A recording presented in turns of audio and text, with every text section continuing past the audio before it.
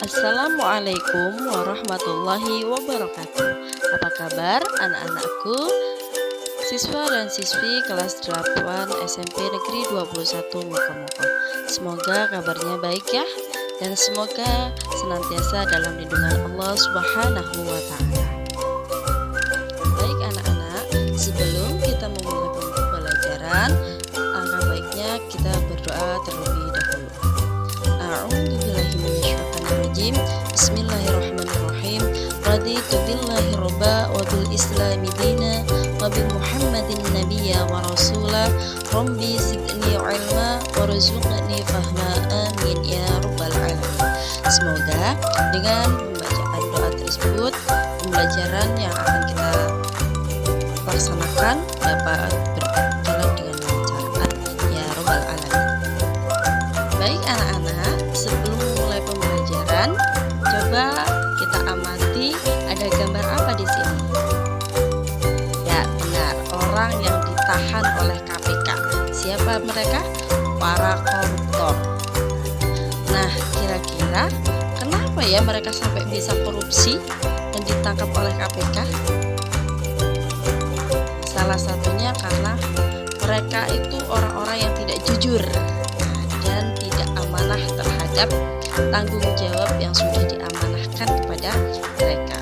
Oleh karena itu, perlu kita mempelajari apa itu amanah dan jujur. Anak-anak, kali ini kita akan mempelajari materi tentang menjadi pribadi yang amanah dan jujur. Tujuannya untuk apa sih kita mempelajari materi ini? Nah, tujuannya yang pertama, agar peserta didik dapat menjelaskan sikap amanah dan jujur serta menerapkannya dalam kehidupan sehari-hari. Yang kedua, peserta didik dapat menciptakan karya inspiratif berkaitan dengan pentingnya sikap amanah dan jujur. Yang ketiga, peserta didik dapat menjelaskan hikmah sikap amanah dan sikap jujur.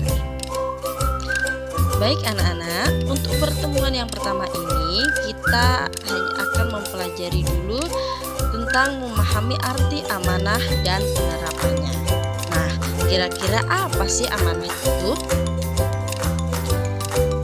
Amanah secara bahasa berasal dari bahasa Arab, yakni amanah yakminu imanan, yang artinya aman atau tidak takut.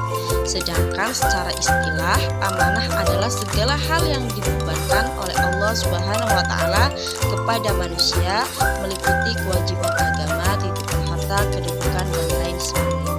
Lalu, apa saja bentuk-bentuk dari amanah itu?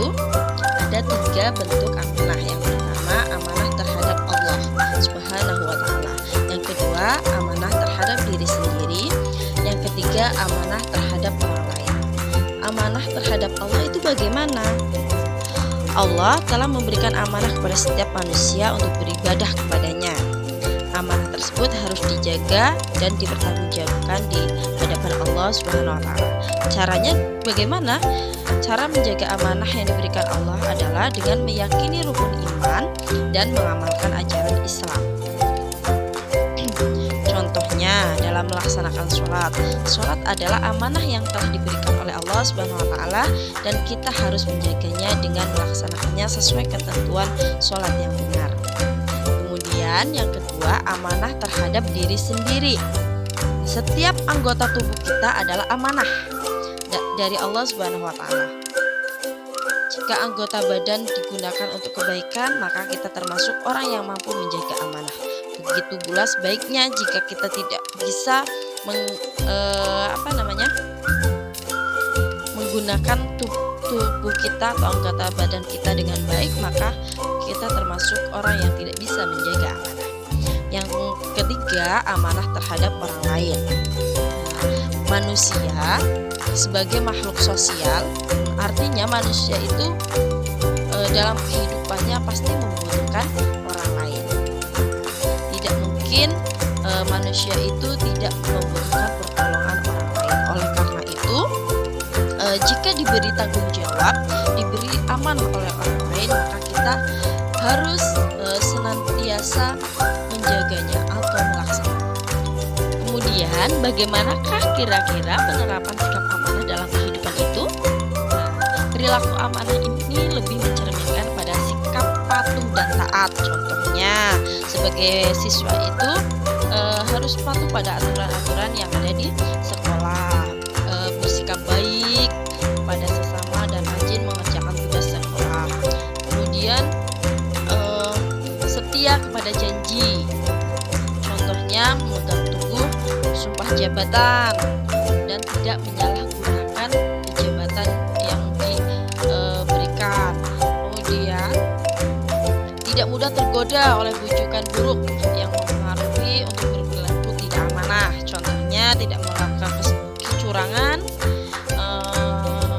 kalau di sekolah misalnya mencontek dan lain sebagainya. Kemudian memiliki prinsip yang kuat terhadap kebenaran.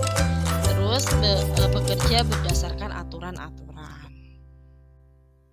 Kemudian apa saja sih hikmah berperilaku amanah?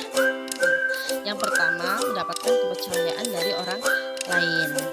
Karena dengan bersikap amanah ini otomatis nanti orang lain akan percaya kepada kita karena kita mampu untuk menjaga amanah tersebut. Yang kedua, terhindar dari keburukan dan fitnah. Yang ketiga, mendapat perhatian dan penilaian positif dari semua pihak. Yang keempat, hidupnya akan lebih tenang dan diterima oleh semua pihak. Baik anak-anak, setelah kita mempelajari tentang materi menjadi pribadi yang amanah dengan memahami arti amanah dan penerapannya, kira-kira apa nih yang sudah didapatkan? Iya, benar sekali. Yang pertama, arti dari amanah. Amanah itu sendiri berarti dapat dipercaya. Sedangkan kalau bentuk-bentuknya ada apa saja? Ya, benar sekali. Amanah terhadap Allah, amanah terhadap diri sendiri, dan amanah terhadap orang lain. Kemudian kalau hikmahnya apa saja? Ya, yang pertama, mendapatkan kepercayaan dari orang lain, terhindar dari fitnah, benar. Kemudian mendapatkan penilaian dan perhatian yang positif. Yang terakhir adalah hidupnya menjadi tenang.